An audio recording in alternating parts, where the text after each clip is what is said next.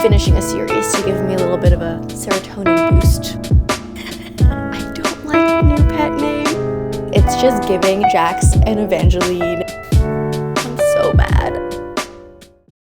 Hi everyone, it's me. Welcome to another video. We are going to be continuing on with some more series today because you loved the last one so much. I think we're gonna make this a regular occurrence, maybe monthly. So welcome to part 2. Since the last video, I don't think I have continued on in any more series, but I think I accidentally started a few more. So let's see what our current series count is right now. I've decided to stop counting the series that I definitely will not be continuing, or 95% chance I will not be continuing. So overall, I am now in the middle of 27 series. A bunch of these series are currently waiting on the next sequel, but there are definitely a lot in this list that I could continue and I could finish. It's just all up to me. So that's what we're gonna be doing this week. We're gonna be making some good progress. Some of you guys actually have been asking me how I organize and keep track of what series I'm in the middle of. To be honest, I do not have a good system at all. I literally just keep a note on my phone. I can show you a little screenshot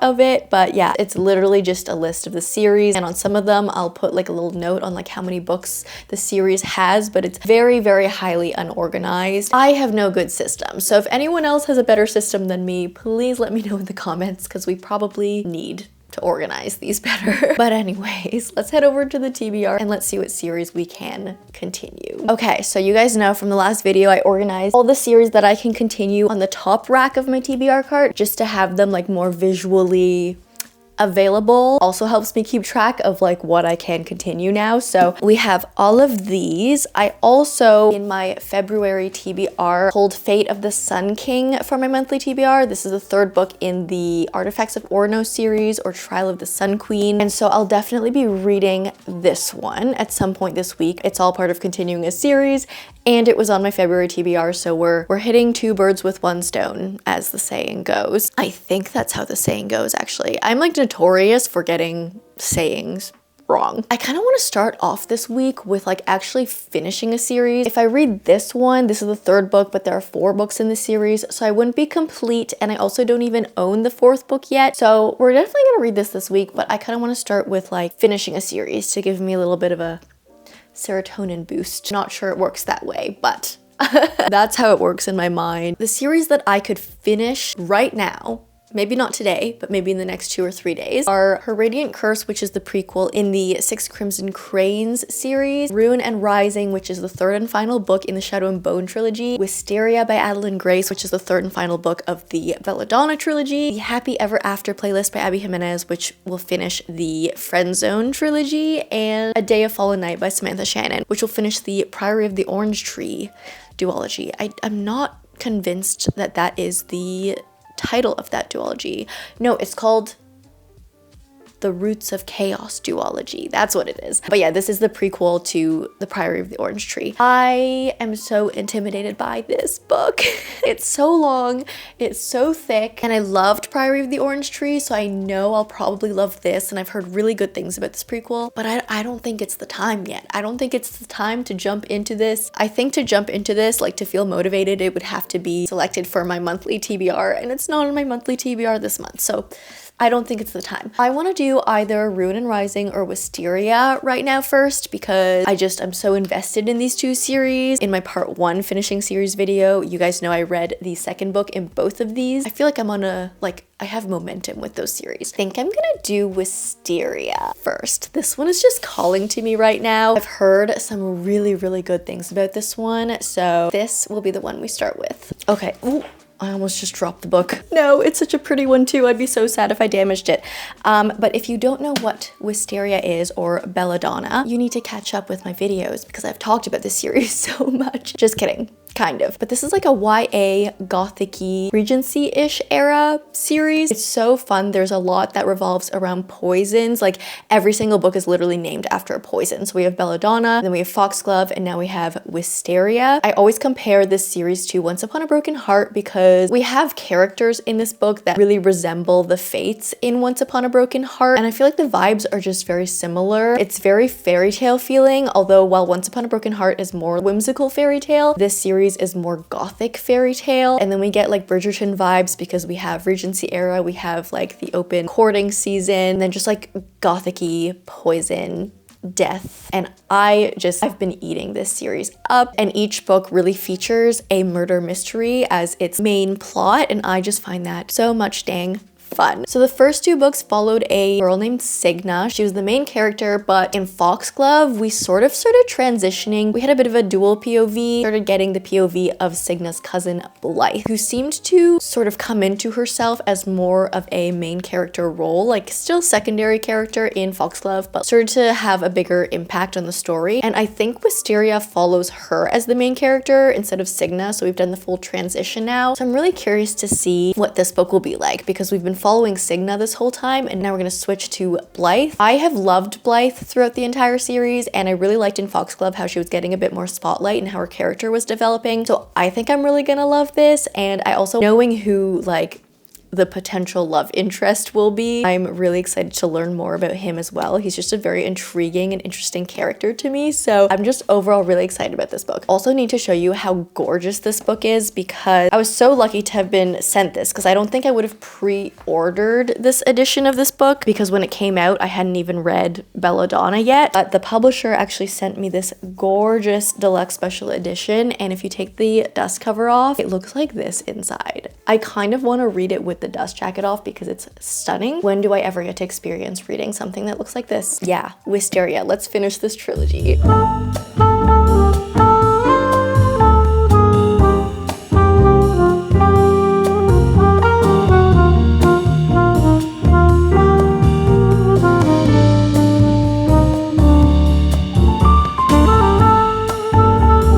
Okay, oh my god, this is giving. I'm loving this, okay? It feels still like cohesive with the rest of the series. The writing is very similar, and like we're definitely in the same world. And this definitely does feel like a direct continuation from Foxglove. But I feel like because we are following Blythe now instead of Signa, the vibe is a little bit different. And I knew I would love Blythe's vibe, and I was correct. I am really, really loving this. I was mentioning that the previous 2 books were very murder mystery, very like ghosty, gothic, but Wisteria is truly giving Once Upon a Broken Heart. Like the previous 2 books were similar in ways, but with like a darker undertone. This one is really Once Upon a Broken Heart to me. Like it's just giving Jax and Evangeline, and I'm devouring it because I miss Jax and Evangeline and I miss their dynamic, and I really, really love the Once Upon a Broken Heart trilogy so much. I'm so happy this is giving those vibes. It's definitely giving a lot more like whimsy fairy tale, and that's why it's more similar. And yet we don't have a murder mystery in this one. This is the first book in the series without a murder mystery, and without like spoiling or giving away too much, this book is just more about, I guess, our characters getting to know each other and like learning about lore, kind of navigating, I don't want to say too much, navigating the situation that they have been put in and are stuck in. And that's all I'm gonna say about the plot, because yeah, obviously this is a series and I don't want to give anything away. Loving this so much. It's so magical. The world in this one also feels more magical because I feel like there is magic throughout the entire series, but I feel like because, again, because of the characters we're following here, there's more of that like spectacle magic, like magical feeling magic. I don't know how to describe it, but just know that I'm really loving this and I'm eating it up. I can't wait to see like how our characters develop with each other. Like I just want to see them grow together. I love it. And oh my gosh, so the other 2 books in the series, I think I gave them like a 4 and a 4.25 or something like that. This one is on its way to being a 5-star. Just saying. So unless something really messes it up, this could be a 5-star. And I love that. I love ending series on like a good note. So fingers crossed it stays that way.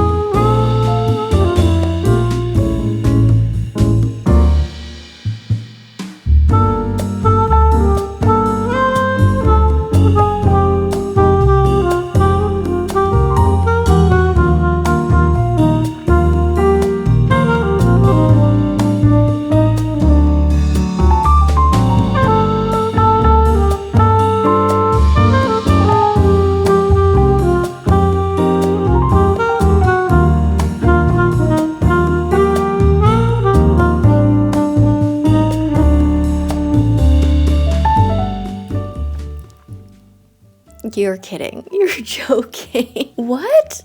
By far the best book in the series. I've overall been enjoying the entire series as a whole, but after reading this one, I'm like, this was amazing. It was beautiful. It got me emotional. The way the story ended, oh my god. Adalyn Grace has just shot her way up to like my top authors list. The like, I guess, twists and turns and like big reveal moments in the series as a whole, they're not that unpredictable, but I feel like the beauty of the series is how we get to those moments, because every aspect of the story is just like woven so beautifully together. I was thinking this was a 5-star when I first started reading it, as I mentioned. And then like, I feel like around the 2/3 mark, I was like, okay, maybe it's a 4.5, because I feel like some of the, like the way the magic worked was a little bit loose. Some rules I think were maybe bent to help parts of the story come together. But the epilogue, and you guys know, I tend to not love an epilogue because usually they're very cheesy. And for the most part, I feel like epilogues are honestly just not necessary. This one though has maybe changed my mind about all epilogues because I loved it, and I would have been so sad if we didn't have that epilogue as the ending to this series. The two main characters in this book I feel like will be in my heart forever. Like, I think they're gonna stick with me for a long time. I haven't found like a book that reminded me so much of Once Upon a Broken Heart until this one. Belladonna and Foxglove, again, as I mentioned, are a little bit reminiscent of Once Upon a Broken Heart, but this one did it for me. Why is my face blue? There we go. It's gonna have to be a 5-star. I was like, no, I'm gonna give it a 4.5. Nope, epilogue got me. I'm gonna move on to Fate of the Sun King next by Nisha J. Tuli. As I mentioned, this is the 3rd book in the Artefacts of Ouranos series, and there are 4 books in the series. This one is more of a, I guess, kind of like a stereotypical romantasy. The story, it's not the most unique out of the romantasy genre, but I feel like there's enough in this world that got me interested and hooked into it. The first book I enjoyed. It was super fun. It was very like 3 trial based. And the second book I was not really in love with. I think the second book was a lot more romance focused, and it also felt like a second book where we're just trying to bridge together 2 separate stories. So after reading the second book, I already had this one. I had already purchased it. So I'm gonna give this one a go, and if I don't love it, I think I'm gonna DNF the series and not finish the 4th one. But I am hoping that I like this 3rd book more than I enjoyed the second. I think the way the second book ended, I'm not gonna say it obviously, but I think it tried to be a cliffhanger, but it was really not a cliffhanger because, again, there's a lot of like standard romantasy tropes in this series. So at this point, I just feel like I've seen them all. I know what's coming, but here's hoping that this one brings back like the fun vibes that I got in the first book. Let's read this one.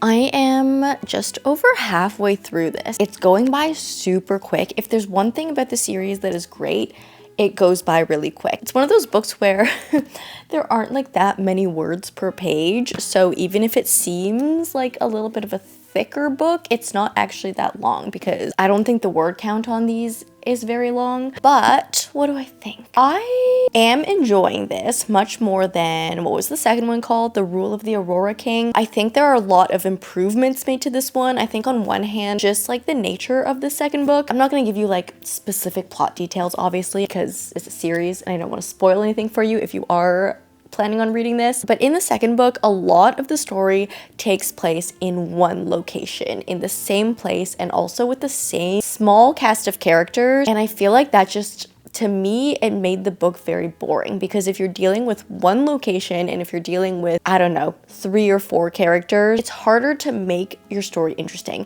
It's definitely possible. It's definitely been done where, you know, a story like that can be interesting, but it's just a lot harder to do. And I don't think Nisha J. Tuli really pulled it off in the second book. A lot of the second book was also very focused on the romance. And again, as I mentioned, like the romance in this romantasy is not my favorite. It's very stereotypical to me me. It's very tropey, and I just like, I don't believe it because I've seen this relationship happen over and over and over and over again in so many different books, literally in the same way. And so I personally just don't see anything like overly special about this romance. So that was probably like my biggest issue with the second book.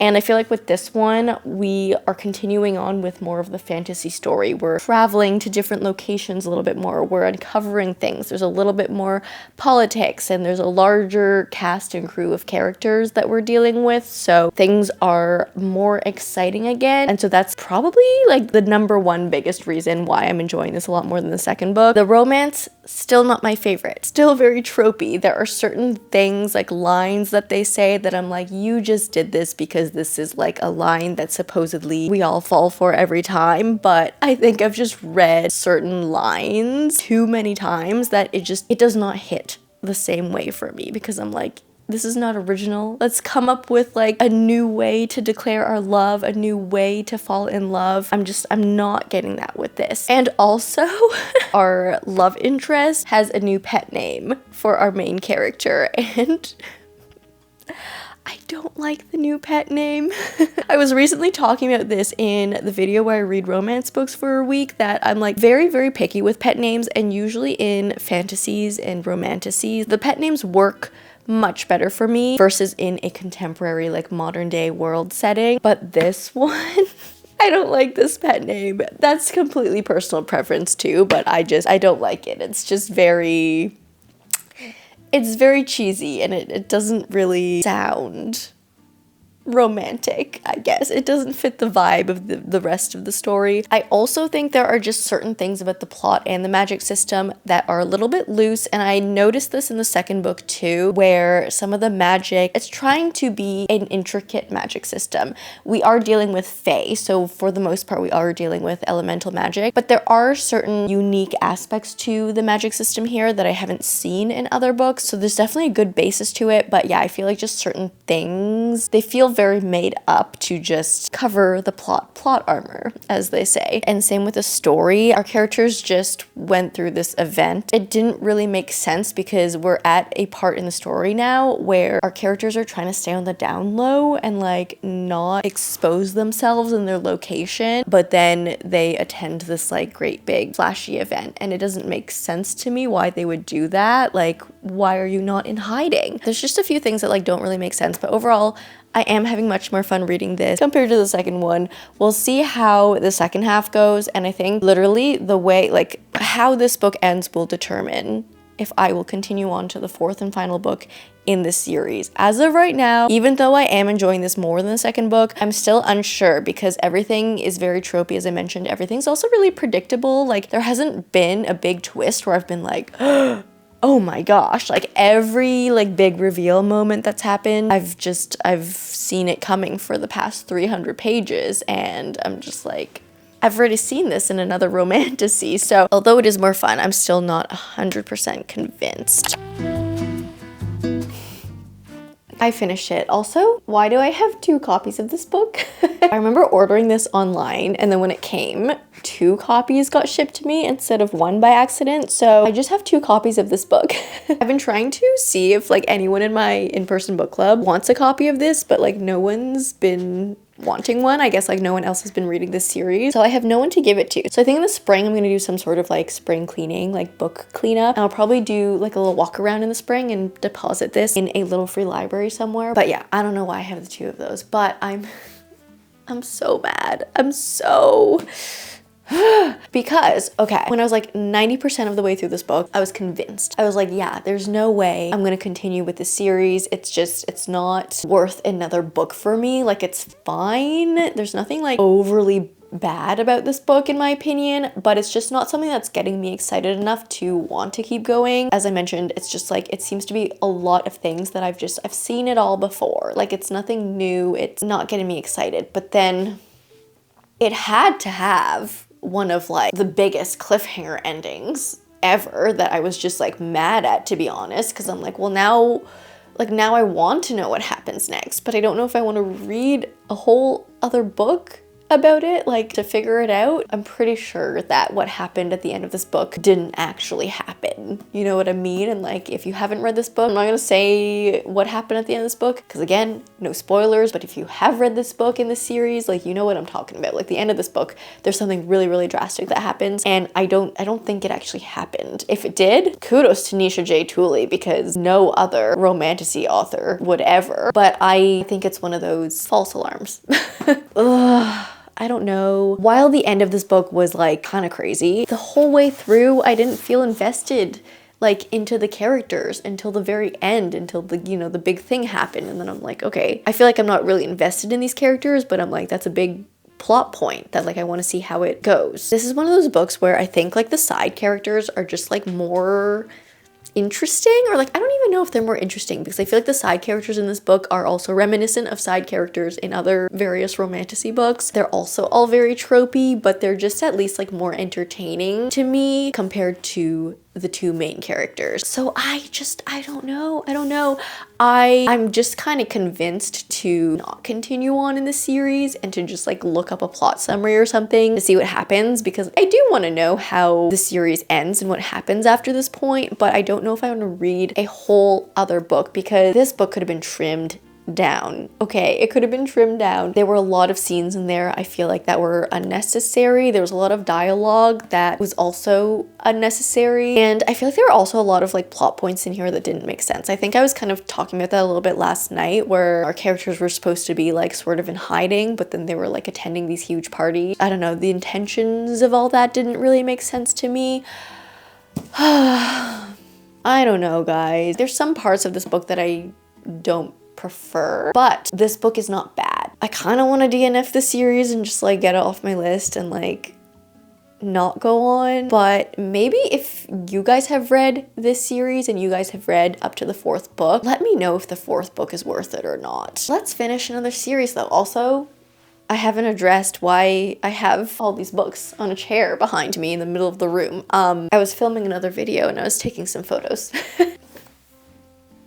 Ruin and Rising by Leigh Bardugo. I am finally going to finish the Shadow and Bone series. I'm really excited for this one because the second book in the series, there was something about it that was so addictive and hooked me into it, and I want to see how everything ends. If you don't know what Shadow and Bone is, watch my finishing up series part 1 video because I talk about it more there, but this is in the like overall Grishaverse, and so it's connected to Six of Crows, and then there's another duology that follows Nikolai who appears in this series, and apparently that duology is like really good, like the best in the Grishaverse maybe, but like severely underrated. So I want to finish this off and then I want to start that duology, which would make my series count not go down but stay the same if I finish this and then start the next duology. You know, we're slowly working our way through the series, okay? But yeah, I definitely want to finish this. This is the next book we're gonna read. I'm excited. I hope it's good.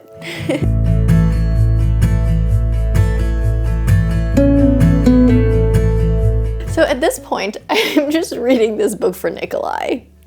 Why am I spinning? Hello? Can we face the camera? This isn't working. It's funny, I was just saying how Nikolai is my favorite character in the series, and he is not one of like the main characters, but he's like one of the main secondary characters, I would say, in the series. And when I started reading this final book, I was kind of thinking it was a slow start, because from what I remember in the second book, it was so exciting kind of all the way through, like stuff just kept happening. But I do feel like we had a little bit of a slower start at the beginning of this one, and then immediately the second Nikolai showed up, I was like having fun again. So I just think I love this series for Nikolai, which is funny because I just did a book shopping trip today for my birthday, and hold on, where is it? Where did I put you? I just bought, there you are. I literally just purchased this book, and this is King of Scars. This is the first book in Nikolai's duology. I love Nikolai, and I want to read more about Nikolai, and so I got this one. And I know that this video is about finishing series, but when I finish series, it gives me the room and space to start more. So this one's on my TBR now. Once I finish this book, we're probably gonna get into this one. Not immediately, but like at some point in the near future. But yeah, I just find it really funny that I was just talking about Nikolai before I started reading this book, and then the beginning of this book was just kind of boring for me until he showed up. I do think there's a lot more action to be had. I am just under halfway in, actually. I didn't know I was this far into the book. I honestly do feel like at this point in the book, in the third and final book of a trilogy, more would have happened. I feel like things are just like kind of slowly building up to the climax of the story, and I don't know, it's just happening like slower than I thought it would happen and slower than the first two books in the series have been, so I'm a little mixed on this one so far. Obviously it's better now that we have Nikolai, but yeah, I'm waiting for things to happen. Upon reading this one, I actually had another thought pop into my head on why I did not like Fate of the Sun King or like the Trial of the Sun Queen series in general, because that's what I do. I just like when I read books, I compare them to each other. In this book, I feel like, I don't know, I guess it just handles the personal emotions and relationships of our characters better, where in Fate of the Sun King and what was the second one called? Rule of the Aurora King. In that book, we had a big like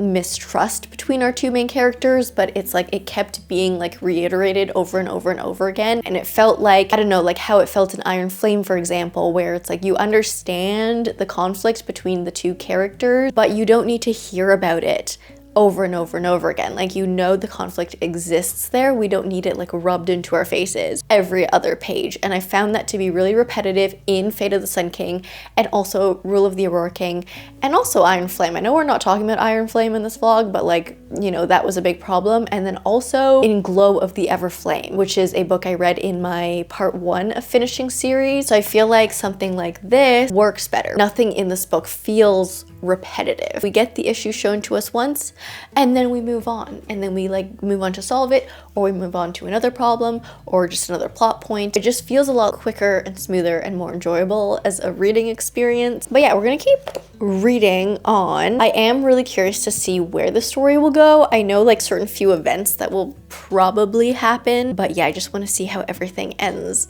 up. But we'll keep reading.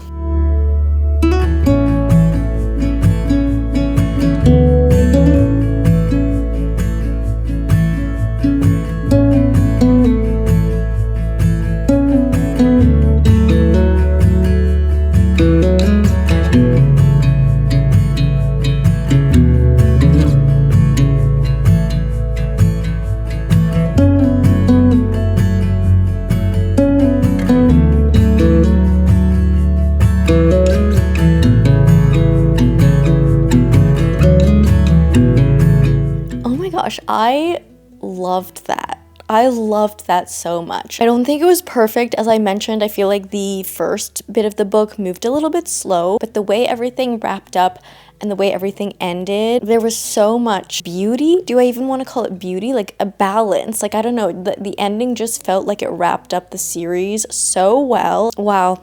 That was really good. And I feel like I'm like really blown away by the series, because a lot of people talk down on the Shadow and Bone series as a whole, because everyone I know loves the Six of Crows duology. Literally everyone I've talked to has been like, oh yeah, Six of Crows is amazing, but Shadow and Bone is like just okay. And that's why I had put off reading the Shadow and Bone trilogy for a while, is because yeah, everyone was telling me, oh, if you've read Six of Crows, just stick with that because Shadow and Bone isn't as good. I went into the series with like kind of like medium expectations, I guess, like lower expectations, and I loved it. Like, I loved that so much. Dare I say I even loved the entire trilogy as a whole even better than I enjoyed Six of Crows, which I did love that duology, but I think this was better. Like, just the way everything came together and like the journeys of all our characters, I feel like more attached to these characters versus the Six of Crows ones, and I know that's such an unpopular opinion. I will say the first Shadow and Bone book was definitely weaker. I think it started off strong, but then it kind of like fell apart at the middle and the end. But then as the series goes on, like Siege and Storm I loved, and then now Ruin and Rising, amazing. I'm so happily surprised. I do have to say though, and some of you caught this when I chose my, I think it was, what month TBR was it? It must have been December or November, where I chose Siege and Storm for my monthly TBR in one of my TBR jar videos, and I selected it for a certain trope that I pulled out of my TBR jar, and some of you like caught on and commented. Oh my god, it's so funny. That book is not that trope. I'm not gonna say what that trope is in this video, just in case. It's like kind of a vague spoiler, spoiler, I guess. It's not like very specific, but yeah, a lot of you were like, the way that you chose Siege and Storm for this particular trope is funny because like you're not correct with this one. And I thought I had predicted the entire series. I was wrong, but I'm honestly kind of glad I was wrong because it was refreshing to read something that went in a different direction. I feel like I'm speaking so cryptically right now because I don't want to spoil anything for anyone who hasn't read the series, but if you know what I'm talking about, you know what I'm talking about. There is a character in this book, the one that ends up being the end game, as they say. I loved his journey. I feel like throughout the series, I liked him, and then I didn't like him, and then I liked him, and then I was like over him, and then I liked him again, and by the end of the book, I loved him, and I'm so glad that I went on this like real journey of liking and disliking this character, and it makes the ending like so much more rewarding when it wasn't just like, I don't know, a perfect no bumps ride. Yeah, I don't know, there was so much I liked about this. I am still so excited to read on to Nikolai's story, as I was mentioning. I hope his character stays like so interesting and so fun to read about. Yeah, wow, I don't know, I feel like I finally feel the magic of the Grishaverse, because as much as I like Six of Crows, I feel like I didn't really ever step into the world, if that makes sense. I feel like the world building in Six of Crows was not actually as good as in Shadow and Bone, and it makes sense because like at that point the Grishaverse had already been established, so it's not like Leigh Bardugo was world building from scratch when she wrote that duology. So I don't know, I really liked